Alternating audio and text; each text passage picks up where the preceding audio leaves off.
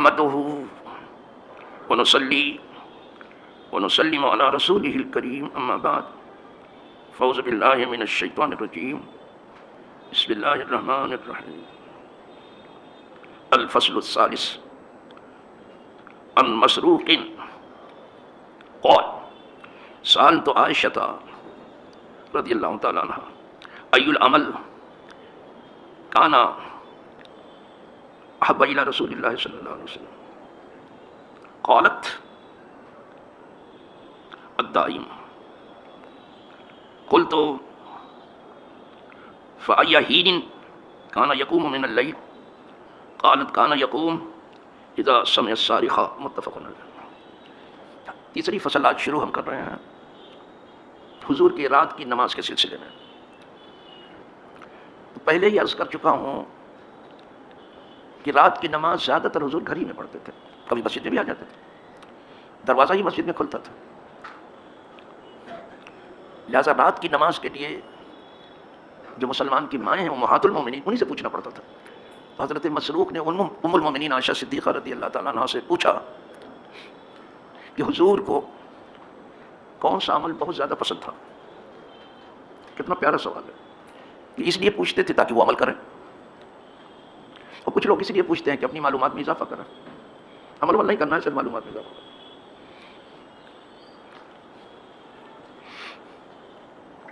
اچھا سوال ہے۔ جب یہ پوچھا کہ کون سا عمل حضور کو زیادہ پسند تھا، قال دائم، کتنا مختصر جواب دیا، دائم کہہ دیا۔ بہت فصیح و بلیغ تھی ام المومنین، بہت فصیح و بلیغ تھی، بس اب دائم کہہ دیا، یعنی وہ عمل جو ہمیشہ کیا جائے حضور کو پسند تھا۔ بھائی بس عمل چاہے چھوٹا ہو یا بڑا ہو، اس کو ہمیشہ ہونا چاہیے، ہمیشہ چاہیے اس میں۔ تو حضور کو پسند تھا کہ وہ کام ہمیشہ کیا جائے جو نیکی کا، یہ نہیں کہ ابھی تو کیا تھا پھر کیا کرنا، ہمیشہ کرو اس کو۔ یعنی اگر وہ نیکی ہے تو ہمیشہ ہونی چاہیے، اور کسی برائی سے آپ بچ رہے ہیں تو ہمیشہ بچیں۔ یہ دونوں عمل ہے، مثبت اور منفی دونوں عمل ہے۔ ایک کے بارے میں لوگوں کو معلوم ہے جس کو کیا جاتا ہے کہ کوئی نیکی کا کام اگر آپ کر رہے ہیں تو اس کو ہمیشہ کیجیے، لیکن کسی برائی سے بچ رہے ہیں تو اسے ہمیشہ بچیں۔ مثبت اور منفی دونوں پہلو ہیں، حضور کو یہ پسند۔ پھر انہوں نے دوسرا سوال کیا ام المومنین سے کہ حضور رات کی کن گھڑیوں میں کھڑے ہوتے تھے، یعنی تہجد کے لیے۔ یہ دوسرا سوال کیا انہوں نے۔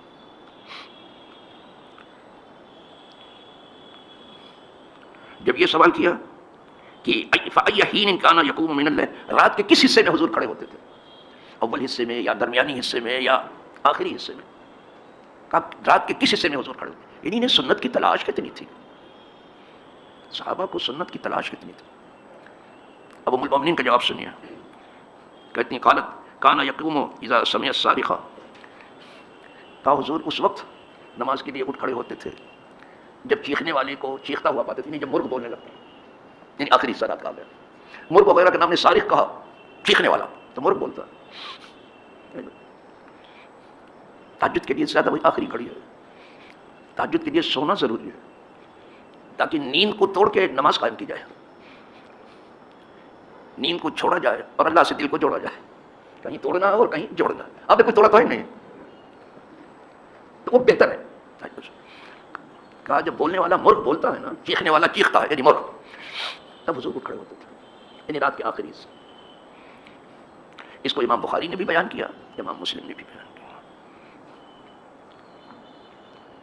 اور ان کو پتہ نہیں کیسے پتہ چل جاتا ہے مرغ کو، وہ اسی وقت بولتے ہیں رات کے آخری حصے ہی میں۔ اب چونکہ بڑے بڑے شہروں میں رات آتی نہیں، رات کو بھی دن جیسا بنا کے رکھا گیا، تو بیچارہ کب بولے وہ کب بولے، تو کسی بھی وقت کو بولتا ہے۔ لیکن دیہاتوں میں عشاء کے بعد بالکل اندھیرا ہو جاتا ہے۔ جب میں اپنے گاؤں میں ایک چھوٹی سی مسجد بنا رہا تھا، بہت زمانے کی تھی بالکل، تو یہاں سے بامبے سے ایک صاحب گئے تھے، جب وہاں کا اندھیرا دیکھا تو بولے رات کی تاریکی ہم نے یہاں دیہات میں آپ کے آ کے جا کے اندھیرا دیکھا ہی نہیں تھا، یعنی ہاتھ کو ہاتھ سجائی نہیں دیتے دیہاتوں میں۔ تو وہاں بالکل آخر وقت میں یہ مرغ بولتا ہے،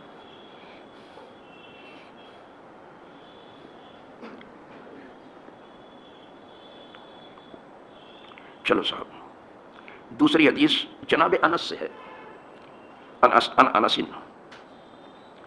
ما كنا نشاء ان ترى رسول اللہ صلی اللہ علیہ وسلم فی اللیل مصلیا الا رأیناہ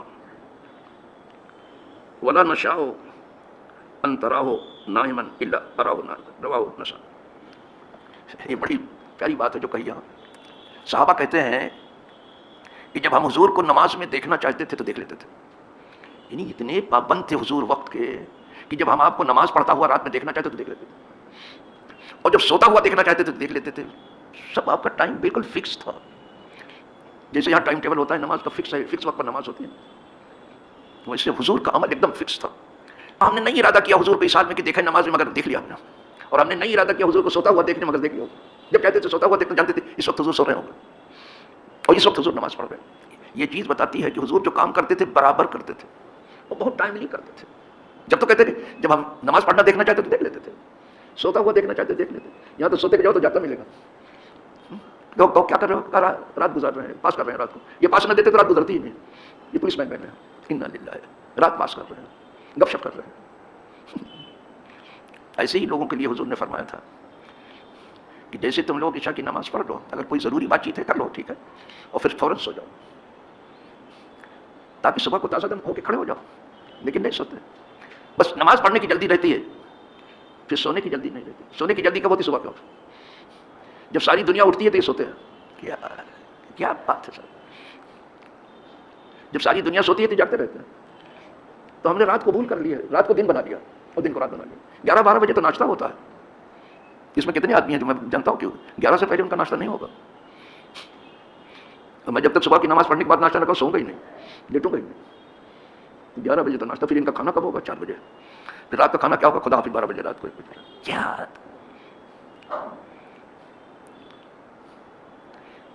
یہی جو آج وقت کے مسائل چل رہے ہیں، یہاں جتنے آدمی بیٹھے ہیں اگر ان سے آپ پوچھیں کہ وقت کہتے کسے تو نہیں بتا پائیں، تو وہ وقت کی قدر و قیمت کیا جانے کہ وقت کہتے کس کو ہے اور وقت ہوتا کیسا ہے۔ جو جانتا تک نہیں اس کا فائدہ کیا جانے۔ کل ان کے ذمہ داروں سے پوچھا جائے گا، چاہے حکومت ہو چاہے عوام ہو، کہ جو واقف نے وقت کیا تھا اور جس لیے وقت کیا تھا کیا پورا کیا آپ نے؟ اس کو نہیں کیا ہے، پکڑا جائے۔ واقف کے خلاف کر ہی نہیں سکتے آپ، جو اس نے لکھ دیا ہے فرض ہے کہ اس پر عمل ہو، واجب نہیں ہے، فرض ہے۔ پوچھا جائے کیا آپ نے؟ شاید کوئی جلدی سے پورا اترے، اللہ ہی رحم کرے۔ آپ ذرا بھی ہٹ نہیں سکتے اس سے۔ کسی کو حق نہیں کہ وقت میں ترمیم و تبدیلی کرے، نہ کسی مقننہ کو نہ کسی حکومت کو کوئی حق نہیں پہنچتا۔ اور یہ ڈھکوسلا یہ غریب مسلمانوں کے فائدے کے لیے کر رہے ہیں۔ ارے غریب کو تو دنیا میں جینا ہی مشکل ہو گیا ہے، تم کیا بندوبست کرو؟ اسی کے نام پر تو پوری سیاست گردش کر رہی ہے۔